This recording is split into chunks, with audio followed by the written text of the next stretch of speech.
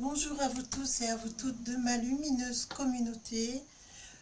C'est Véronique Cahalan, médium. Je voulais simplement vous faire un petit aparté en début de vidéo pour vous remercier pour votre soutien et toute votre gentillesse vis-à-vis la perte de Darling. Je tiens à préciser que mes oiseaux sont dans des grandes volières, qu'ils ont la place dans les volières de jouer, et puis de faire les fous parce qu'ils ont besoin de voler, et le reste du temps bien sûr ils sont à l'extérieur à tour de rôle, c'est-à-dire que Darling était toujours de sortie avec son copain pirate, donc du matin jusqu'au début de journée. Ensuite je fais ma pause déjeuner et le soir c'est au tour de Vanille et de Trésor de sortir, de voler. Et en fait, Darling n'était pas du tout en fin de vie. Une grande perruche à collier, ça vit à peu près une quarantaine d'années en captivité. Et ben, en fait, c'est en faisant les fous, en faisant leur looping, course-poursuite, et quand ils jouent, quand ils sont dans le salon, quand ils sont en liberté, que Darling s'est cogné. Donc il a fait une chute consécutivement à ça et il en est mort. Voilà, c'est bien triste. Donc c'est vrai que je ne vous cache pas, j'ai énormément de tristesse. Il y a Pirate là qui est tout seul. Il ne peut plus jouer avec son copain, alors il m'attend comme une âme en peine sur la poignée de la porte. Comme c'est une porte vitrée, il m'attend là. Alors je vais le voir, j'essaye de le consoler comme je peux. Ça fait un vide, hein, ça fait un très très grand vide.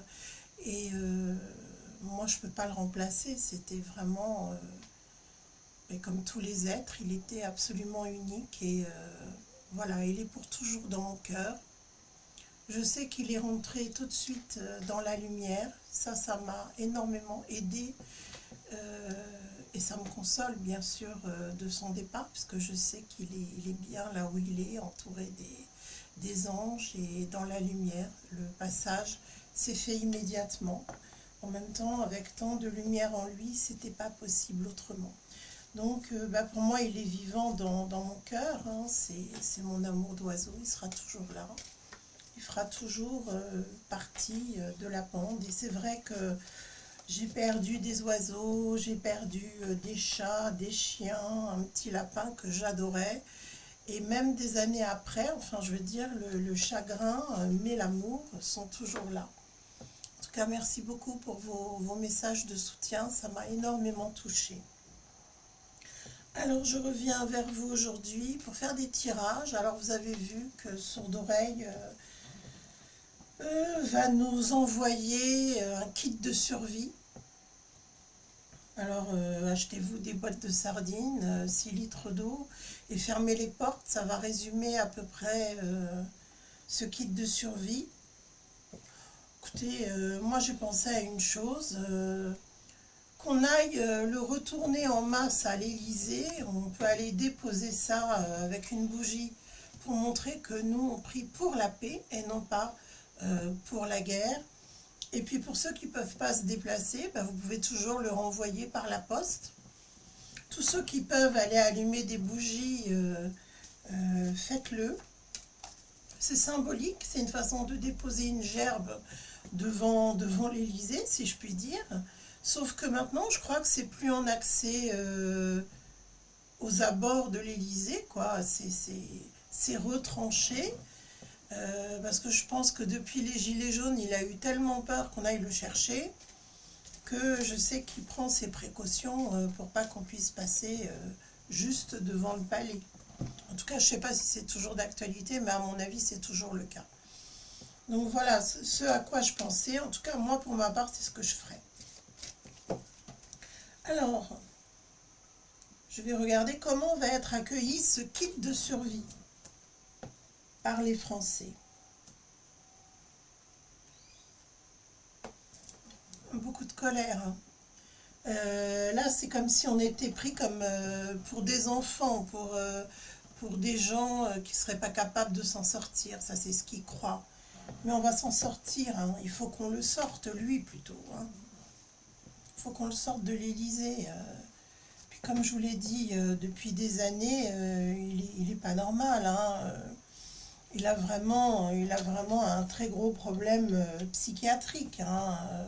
D'ailleurs, je comprends pas que les gens du gouvernement en général et les pseudo-opposants, qui n'existent pas en réalité, n'aient pas fait le nécessaire pour qu'il ait eh bien, tout simplement un examen, une évaluation psychiatrique de grande urgence, parce que ça fait des années que ça dure, hein. Mais bon, comme ils sont tous complices, on sait qu'on ne peut rien attendre d'eux. Alors il y a des gens qui vont vraiment le prendre au pied de la lettre et qui vont avoir peur. Bon, c'est comme les vaccinés et les non vaccinés, hein. C'est la même chose, je dirais que c'est un peu les mêmes camps. Euh, les deux camps opposés, il y a ceux qui ont compris qu'il n'y avait pas de guerre et pas de raison de s'inquiéter et que c'était une manœuvre de sourde-oreille, une de plus, pour essayer de faire paniquer tout le monde, en tout cas les plus crédules. Et puis il y a les autres qui vont vraiment en rire, en plaisanter. Je pense que ça va donner énormément de lieu à de nombreuses boutades, notamment sur les réseaux sociaux. Je pense que ça va être une grande époque de moquerie, en tout cas en tout genre. Mais alors, il y a les autres là qui sont persuadés qu'ils vont mourir, qui sont complètement affolés. Ben, je pense qu'ils vont garder le manuel le kit de survie là bien précieusement. Ils vont l'apprendre par cœur sûrement. Oui. Il y a pas mal de personnes qui sont aussi dans cet état d'esprit de fragilité psychologique. Et aussi, tous les gens qui ont une tendance à voir le mal partout, les traits négatifs, par exemple, vont tomber dans ce piège. Et puis les autres vont se moquer joyeusement de toutes ces pitreries que fait Sourde Oreille pour essayer d'attirer l'attention. Tout le monde parle d'accords de paix et cherche des solutions. Et lui, il essaye de persister dans sa guerre, tout simplement pour exister et pour espérer effrayer tous les Français. Bah oui, lui, il aimerait tellement nous voir tous morts, décimés, dans la misère, dans la guerre, que c'est ce qu'il projette sur nous. Mais ne nous laissons pas hypnotiser par ces sottises, hein. Vraiment, c'est n'importe quoi, hein. C'est affolant de voir qu'il y a toujours des gens dans ce pays qui sont tellement influençables et manipulables. C'est navrant. Pour moi, de toute façon, c'est quand même à la base un manque d'intelligence et de discernement. C'est complètement fou qu'il y ait encore des personnes qui n'aient pas la tête sur les épaules et qui n'aient pas compris tout ce système de mensonges. C'est même plus de la propagande à ce niveau-là, c'est du mensonge, tout simplement. Alors je vais regarder si y a réellement, dans ce qu'il prétend lui, je sais que non, mais moi j'ai besoin d'aller vérifier s'il ne risque pas effectivement d'y avoir une attaque de la part de la Russie contre la France. Il y a des gens qui y croient, c'est ça qui est fou. Il y a vraiment des gens qui pensent que ça peut arriver. Et encore une fois, on a des personnes d'un certain âge qui sont complètement manipulées en fait, et qui pensent qu'ils risquent de revivre la guerre. C'est complètement fou de faire peur à ce point, hein. On va regarder. Bon, c'est des personnes qui sont un peu coupées de la réalité, qui sont un peu isolées aussi. Et je crois que ça les fragilise beaucoup d'entendre un discours aussi délirant soit-il, mais un discours de guerre, ça leur fait très peur. Donc il y a une partie de la population qui y croit, et puis il y a aussi les plus influençables.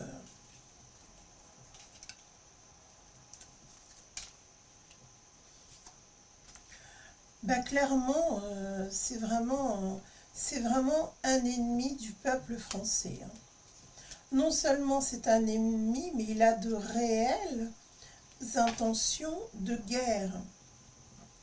Euh, c'est vraiment quelqu'un qui aime être dans le conflit, dans la bagarre, dans des énergies guerrières, dans des énergies martiennes, on le voit très bien, hein. C'est vraiment quelqu'un qui veut détruire la France et en particulier la grandeur de la France. Alors, qu'est-ce qu'on nous montre? Eh ben, on nous dit continuez à vivre, à vous rassembler, à vous réjouir et à passer du bon temps avec ceux que vous aimez et surtout faites ce que vous voulez et profitez de la vie, profitez de votre vie avant tout. Euh, c'est ça, évidemment, qui est auguré ici, c'est-à-dire que là, eh bien, on voit des gens qui justement prennent conscience euh, du côté précieux de l'existence et qui veulent surtout pas rentrer dans ce délire guerrier. Donc, je vous rassure, c'est quand même pas la majorité en France qui tient ce raisonnement et qui voudrait être dans des énergies de guerre ou qui souhaite mener une guerre. Il n'y a pas de guerre du tout de la Russie. Je tiens vraiment à rassurer ceux qui pourraient encore douter. Par contre, c'est vrai que c'est compliqué et heureusement qu'on a quelqu'un de solide en face, de sourd oreille et d'équilibré, lui, par contre. C'est vraiment compliqué d'avoir de bonnes relations maintenant avec ce pays qui ne nous veut pas du tout de mal. D'ailleurs, très ironiquement, il a dit qu'il n'a pas besoin de faire quoi que ce soit en France pour détruire la France, puisque nous, on a sourde oreille, justement. Donc il sait très bien de quoi il parle. Quelqu'un de réfléchi et quelqu'un qui n'est pas du tout non plus en guerre contre nous ou pour la guerre ou favorable à la guerre. En tout cas, ça c'est certain, il n'est pas dans cet état d'esprit. En tout cas, ce que je peux vous dire, c'est que il est très important que nous communiquions plus que jamais pour des idées de paix, pour propager la paix et pour faire partager ce message à l'ensemble des Français. Il est très important que nous soyons unis et que nous communiquions. Il ne faut surtout pas que ce soit un sujet tabou. Il faut bien dire qu'on n'est pas du tout en guerre et qu'on ne sera pas en guerre contre ce pays. Et je dirais que le peuple français, tous les Français doivent se rassembler, euh, proclamer la paix et surtout souhaiter la conserver et s'opposer à tout ce qui se passe. Ça va quand même déclencher ces histoires de soi-disant fausses guerres, ça va quand même déclencher des réactions et tant mieux. Parce que franchement, on se demande qu'est-ce qui se passe en France. Mais vraiment, messieurs, réveillez-vous, ceux du gouvernement, réveillez-vous, faites honneur à la France et faites soigner sourd d'oreille, complètement fou, complètement délirant, et qui nous entraîne depuis le début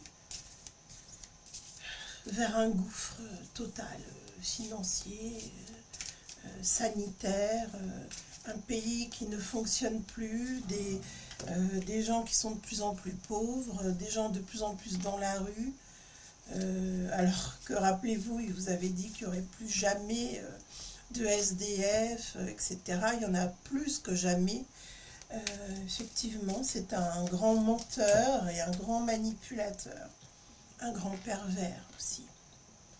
Alors, je vais faire un dernier tirage, un tirage spirituel pour nous permettre de retrouver un petit peu de force. Donc, quel est le message pour ma lumineuse communauté comme pour moi-même?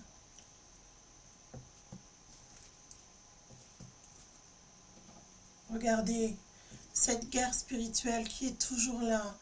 On a la bénédiction divine ou on a le diable, on a le choix. Arrangez-vous dans le camp des bénédictions. N'allez pas vous jeter dans la gueule du loup, n'allez pas dans l'antre diabolique, n'est-ce pas? On a toujours ce combat qui est là. Et il faut savoir eh bien, que les deux extrémités existent.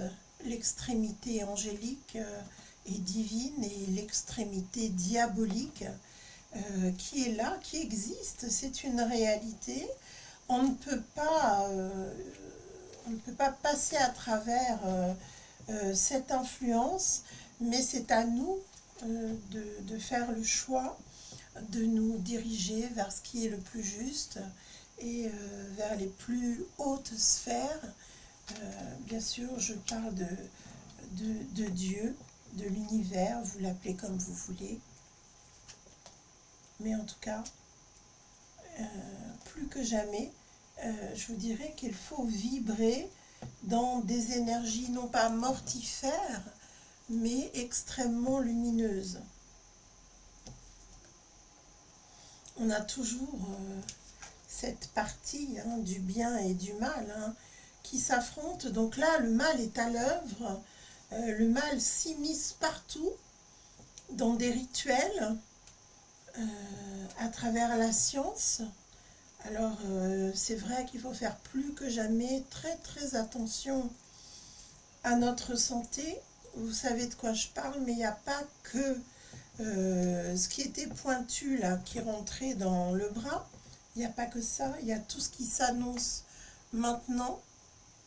Donc soyons prudents par rapport à notre santé ou tout ce qui pourrait être sous couvert de la science pour, soi-disant, nous vouloir du bien.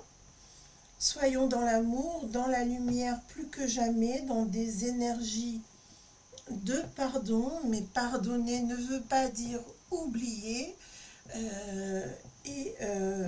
Pour nous, c'est la vie. La vie, c'est vraiment la vie, la lumière, l'amour sont les moteurs d'aujourd'hui et de demain. Et je considère que le mal, la science et tout ce qui peut provoquer la mort, le désastre, la ruine, la guerre, etc., pour moi, c'est ce qui fait partie d'hier. Donc tournons-nous vers l'avenir, soyons le plus positif, le plus pur et les plus lumineux possible pour affronter ça, tout ça, ensemble, bien évidemment. En tout cas, je vous dis un grand merci pour tous vos soutiens, vos messages et vos partages. Et je vous dis à tout bientôt pour de prochaines vidéos. Et si vous souhaitez me consulter, sachez que c'est possible en consultation privée. Vous trouverez le lien de mon site dans la description. Prenez grand soin de vous. À bientôt.